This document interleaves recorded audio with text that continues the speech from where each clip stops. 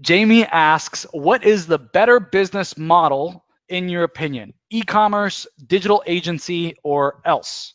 Which model is more sustainable, more hands-off, easy to scale up, etc.? So this is like a loaded gun. This is a loaded shotgun. This is a very, very awesome question, though, at the same token. So I think it's important to kind of break this question down a little bit, because it is not a one-size-fits-all answer, right? It's not. If you are a beginner to digital marketing, you don't know SEO, you don't know PPC, you don't know retargeting, you don't know Google Tag Manager, right? Like you don't know the major platforms and how to run them, right? You don't know WordPress. If that's you right now, give me a 2. And it's okay. I won't make fun of you. I promise. It's okay to be number 2. I want to give you some really good clarity, though, right now. Like, really good. Like, you will walk away feeling amazing. Give me a 2 if that's you right now. 2? All right, Willie. Hey, Willie, good to see you, man. Steve says 1.5. All right, so even 1.5, I'll take that. If that's you, understand that for me, I think that you're a beginner in this digital marketing world. I would never recommend that you jump into e-commerce as a beginner in this digital marketing world. Okay? Willie says you look amazing, dude. Thanks, boss. Been a long time, man. So I believe that if you're a beginner, if all those things are foreign to you, you wouldn't know how to go in and launch a campaign in the next 30 minutes on any of those platforms and know it was going to do okay, you're a beginner. And that's okay. I'm not saying that to talk down to you. But if you're a beginner, I believe that there's not a better model than learning and creating income at the same time. You learn how to do it, you create income, and that's via an agency, right? Performing services as an agency, right? Where else, right? It's like a freaking high-paid internship. Where else can you be a high-paid intern like this? Have your own business, make your own schedule, right? Learn how to do all the marketing and create an income. So I think if you're a beginner, that you should be doing some type of consultative services, okay, while you are learning how to do things. Should.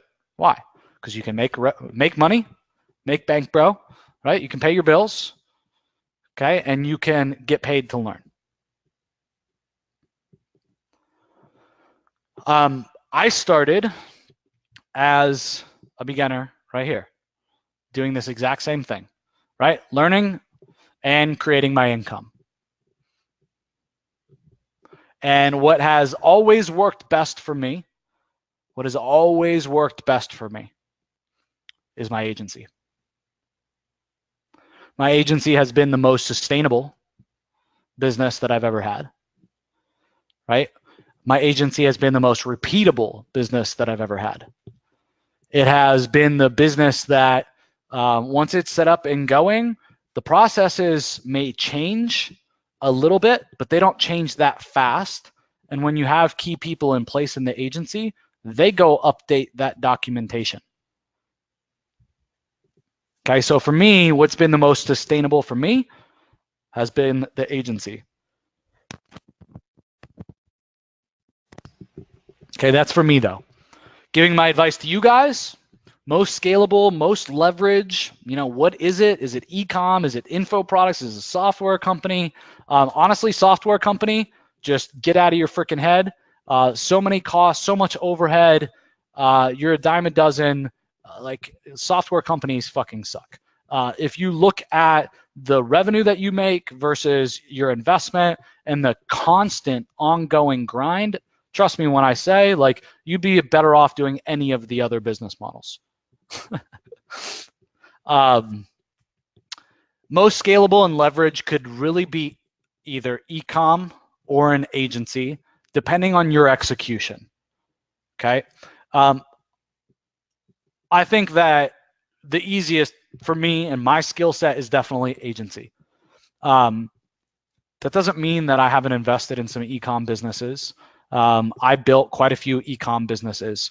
And before we move on, I'll kind of give you guys a little bit of feedback or criteria about e-com though, e-com specifically. So just so you can think it through, I've had e-com businesses that worked for like years and then fell apart in my face. And so I'd like to share kind of my takeaways from that. If I were to do e-com again today, these are the things that I would think about. See the smile.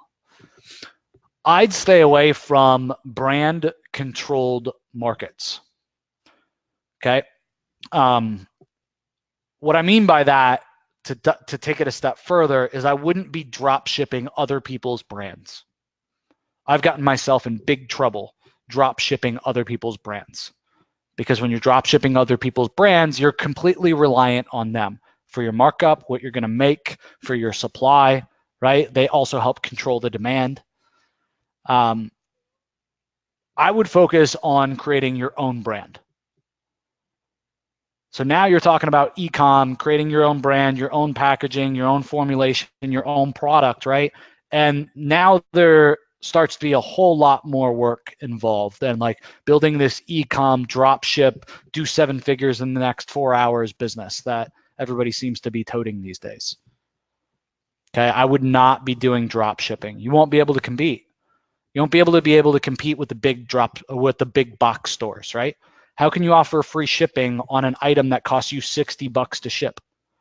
Can't, right? And you're not going to be able to compete in price either, because they're buying in ridiculous quantities. The other thing with e-com is, so I had a master distributorship with a company, and then some basic distributorships with some other companies, all under one brand, serving one market, and we were crushing it in e-com. This was many, many years ago, shortly after I got my start.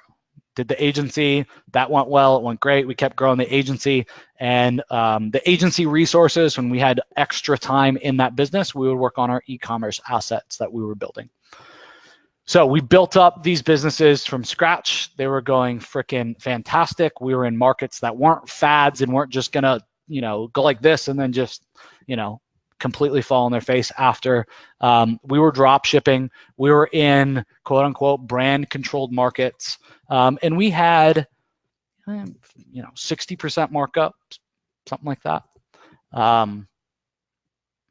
And guys, it all came crashing down in my face because it was controlled by those brands. Those brands decide that you're no longer part of their bigger vision for where you're going as a company, you're screwed. Right? I didn't own my own brand. I didn't have my own product. And so I just literally lost everything with the e-com. What really sucks is that I was in the middle of actually selling the e-com companies. So they were going to give me a 2-year multiple on earnings, and I lost the distributorship that made the whole business work. Right? They just yanked it from me. And instantly I went from having a huge payday as soon as this deal was done to having nothing. It was literally worth nothing.